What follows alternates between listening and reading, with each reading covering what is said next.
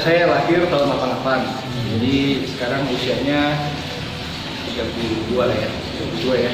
Jadi saya lahir tahun 88, terus saya punya kesempatan waktu itu untuk kuliah di luar negeri. Saya kuliah di Malaysia dan di Australia. Ya, di Australia untuk ngambil master gitu. Setelah itu saya balik sini, saya memulai beberapa usaha, termasuk ada bisnis family business, yaitu Sipur Motor Group. Sipur Motor Group itu pada saat tahun 2009 atau 2010 waktu saya balik itu baru berdiri. Nah itu kita menjadi distributor untuk sepeda motor TVS.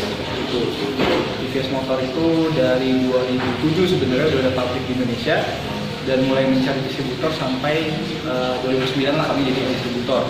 Bahkan sampai 2015 itu penjualan di Lampung selalu terbaik di nasional.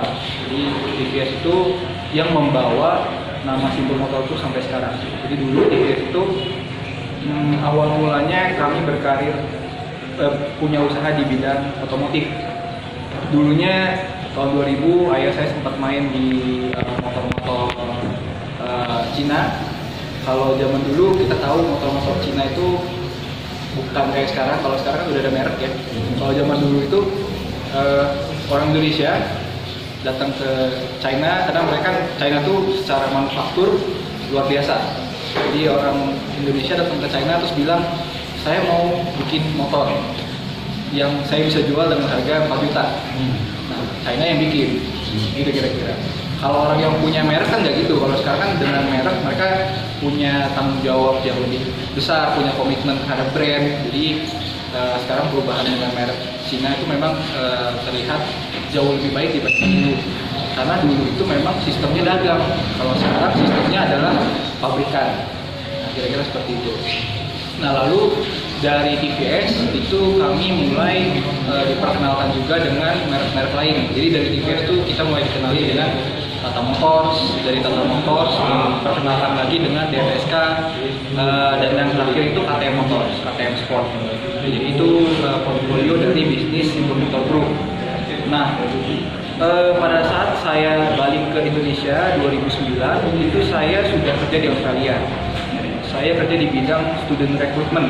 Jadi student recruitment itu kerjanya adalah merekrut murid-murid untuk kuliah di Australia. Jadi waktu itu pasar saya adalah orang-orang yang kebangsaannya Asia atau Amerika Latin. Nah, mereka itu sudah ada di Australia tapi belum kuliah. Jadi mereka belum kuliah. Jadi mereka tuh bingung mau kuliahnya apa, mau dapat green card cara gimana, mau melanjutkannya jurusan-jurusan apa. Nah, itu yang menjadi market saya. Jadi dari situ saya mulai ketemu dengan banyak sekali murid-murid dari Asia dan Amerika Latin yang ternyata permasalahannya mirip dengan anak-anak di Indonesia. Nah, jadi waktu saya balik, waktu saya disuruh balik, saya memutuskan untuk punya usaha sendiri. Jadi selain di otomotif, saya punya usaha di bidang pendidikan. Kira-kira seperti itu. Nah, waktu saya punya usaha di bidang pendidikan itu, semuanya itu nggak ada yang mudah ya. Kan kita kalau mulai usaha itu yang paling sulit adalah memulai. Mulainya itu paling sulit karena nggak tahu mulai gimana. Kadang-kadang bingung mau nanya ke siapa. Kadang-kadang kita bingung mulai mesti ngapain dulu. Jadi biasanya yang paling gampang itu kita mulai dari lingkungan yang paling dekat dulu. Kan biasa gitu. Kalau kita dulu, saya alumni SMA Franciscus Sunda Lampung. Jadi waktu saya balik ke Indonesia, pertama kali saya presentasi itu di SMA Franciscus Sunda Lampung. Make sense ya, karena kan kita udah kenal nih, jadi kita udah tahu areanya seperti apa, udah kenal guru-gurunya, harusnya gampang dong kira-kira gitu. Nah, ternyata waktu ke sana presentasi nggak ada datang. Jadi saya datang, dulu kan kalau di SMA Franciscus ada radio ya, jadi di announce. Nanti ada alumni yang mau cerita tentang kuliah luar negeri, siapa tahu ada yang tertarik atau segala macam, silakan datang. Nah, jadi waktu di announce seperti itu kan kita ke PD gitu ya, ke PD. Ya kan itu nggak segampang yang di kepala kita pasti banyak masalahnya lah. Jadi ini banyak kawan-kawan otomotif ya, yang dari benar banyak. Jadi kan kadang-kadang dari teman-teman sales juga itu mikirnya ya udah tahu lah siapa yang mau spek, siapa yang mau kita deketin, ini kira-kira bisa SPK nih, ini kira-kira bisa DO nih. Ternyata pas disamperin udah beli yang lain, saya gitu. Kadang-kadang itu juga yang bikin semangat kita turun gitu kan. Tapi kalau kita berhenti, ya ceritanya selesai di situ. Tapi kalau kita coba terus, mungkin ceritanya nggak selesai. Itu yang selalu saya kasih tahu juga ke tim sales kami, bahwa kalau memang kita mau mencoba sesuatu, lakukan itu dengan penuh semangat. Karena kalau kamu kerjanya cuma setengah hati, ya hasilnya juga setengah hati. Kalau kamu kerjain sepenuh hati pun bisa gagal, apalagi cuma setengah hati. Kira-kira itu. Nah, itu yang sedikit banyak bisa saya share. Mungkin sisanya gimana ya? Modal. Memang seperti yang tadi sudah disampaikan bahwa memulai itu memang tidak mudah, dan bahkan akan lebih sulit lagi jika pada saat kita melalui perjalanan memulai suatu bisnis ternyata kita mengalami kegagalan, dan itu lebih tidak mudah lagi. Nah, artinya tadi kita bisa melihat, mendengar bahwa pengalaman yang telah dialami oleh Pak Iksan tadi memberikan inspirasi buat kita semua. Ternyata memang selama kita terbawa dalam kondisi kegagalan itu, maka 10 tahun kemudian mungkin beliau tidak akan mengalami apa yang sekarang beliau peroleh.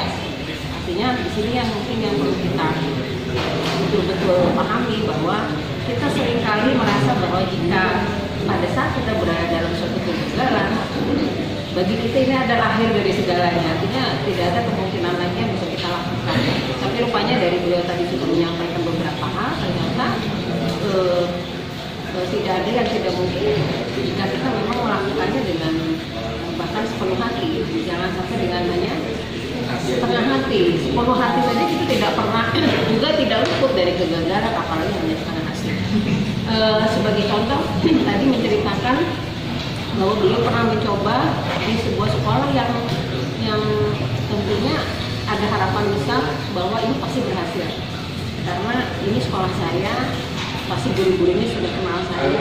Tapi ternyata ekspektasinya tidak sesuai. Artinya disitulah mungkin kegagalan itu akan lebih terasa sakit mungkin ya. Kalau misalnya beliau ini kemarin itu waktu itu pernah presentasi di sebuah sekolah yang berbeda, mungkin tidak terlalu sakit rasanya. Oh ya, kita bisa beralasan bahwa oh ya, karena sekolahnya aku nggak kenal dan sebagainya. Tapi ini sekolah yang sudah ini kita semua orang kenal, itu pun seperti itu, apalagi tempat yang lain. Nah, saya pikir kita semua pernah mengalami itu. Tabloid pendidikan itu lah untuk anak-anak SMA, saya bagikan itu gratis. Jadi waktu pertama kali edisi pertama itu sambutannya luar biasa. Kita dapat sponsor, kita dapat dukungan dari anak-anak SMA. Setelah beberapa episode itu kan jadi sesuatu yang udah nggak spesial lagi. Apalagi orang udah mulai beralih ke online. Nah, waktu itu waktu anak-anak sudah mulai terbiasa dengan online, itu kita mulai mengalami penurunan. Jadi dari sponsor itu berkurang, dari pembacanya juga mulai berkurang, karena kita kan mengukurnya dari tabloid yang kita bagikan di sekolah gitu. Kadang-kadang ada edisi yang memang belum terbagi, makanya kita suka hitung dari situ. Nah, kadang-kadang dari situ kita belajar, wah ternyata ini nggak working out. Jadi kalau nggak working out, kita harus ngapain nih? Untuk mikir mau kemana, kita lanjutinnya kemana, itu biasanya kita analisa dulu, gagalnya kenapa nih? Gagalnya gara-gara kualitas pembaca atau kualitas leadership dari tabloid ini, atau dari perubahan ke dunia online yang mungkin lebih accessible, atau kemana kita mau arahnya kemana. Kalau kita bisa berubah untuk ngarah ke situ, ya mending kita berubah aja. Tapi kalau misalnya nggak bisa sama sekali, kita mau banting setir. Nah, waktu itu saya mutusin banting setir. Banting setir artinya saya stop total tabloidnya, kita beralih ke media alternatif. Media alternatif itu di YouTube, di Instagram, Facebook, Twitter, kita bahkan sampai punya semua platform online itu gitu. Dan bener-bener nggak keluarin ya tabloidnya lagi, karena mau nggak mau, karena zaman tuh bisa berubah seperti itu. Mau nggak mau kita lihat yang kita punya itu apa sih. Kalau kita punya capital yang banyak banget gitu kan, ya kita bisa ubahnya dengan hal-hal yang lebih radikal karena perubahannya banyak. Tapi kalau misalnya kita punya pundi-pundi yang terbatas, ya kita mesti lihat, oh ternyata kita bisa nggak sih berubah. Kalau misalnya bisa berubah, ya banting setir aja sekalian. Karena itu menentukan sekali apa yang kita punya pada saat kita gagal, itu menentukan kita mau bawanya kemana. Kalau ternyata kita pada saat mau pindah ke suatu bisnis yang lebih tinggi lagi capitalnya, ya mau nggak mau harus nabung dulu. Karena waktu saya pindah dari pendidikan itu, pada saat saya pindah dari tabloid dan murni pindah ke konsultan, itu pun juga perlu modal yang nggak sedikit gitu, pindah tempat, pindah tempat properti, pindah segala macam. Jadi itu waktu itu kita memang mengukurnya dari berapa banyak yang kita punya pada saat kegagalan itu bisa terjadi. Karena memang ternyata dalam kondisi saat ini pun justru malah kalau kita mau membuka mata kita, begitu mudahnya orang bisa melakukan suatu usaha yang sebetulnya hanya menggunakan modal-modal yang kecil, antara lain dengan dia mencari investor. Bahkan sekarang dengan era digital ini, saya lihat banyak itu orang yang mungkin tidak pakai modal, dia melakukan suatu bagaimana caranya dia membuat blog atau dia membuat karya ya, kemudian dia viralkan, akhirnya dengan like dia mendapatkan pendapatan dari situ. Artinya apalagi kita punya kan, kemudian kita mencari investor yang mau memodalkan sana. Jadi sebenarnya untuk saat ini tidak menjadi persoalan. Dan satu lagi yang saya tanyakan bahwa memang semua kembali pada proses. Ya, anak-anak sekarang betul inginnya instan, karena memang eranya begitu. Sekarang eranya era instan, makanan instan. Beda dengan zamannya Pak, kita dulu ya. Setuba betul kayaknya. Ya, artinya beda. Ya, beda zaman kolonial. Kalau ini kan milenial. Jadi semua serba makanan instan. Kalau bila perlu nggak usah diapa-apain jadi. Termasuk juga yang lain-lainnya. Ya, artinya punya suatu impian pun ingin instan, tidak perlu pakai proses. Kalaupun ada proses cepat, jangan berlama-lama. Nggak tahan. Kalau lama-lama nggak tahan. Kepengen cepat jadi, kepengen cepat kaya. Tapi tetap saja bahwa jika hal itu bisa diperoleh pun, itu tidak langgeng ya tadi ya. Kalau kaya saya sampaikan, iya kaya sebelum umur 30 tahun, tapi setelah usia 40, karena dia memang betul-betul tidak berusaha menjaga konsistensi tadi, atau mungkin dia merasa gampang banget saya dapat kekayaan ini, akhirnya dia nggak memelihara itu. Biasanya gitu ya. Apapun itu kan kita coba mulainya dulu.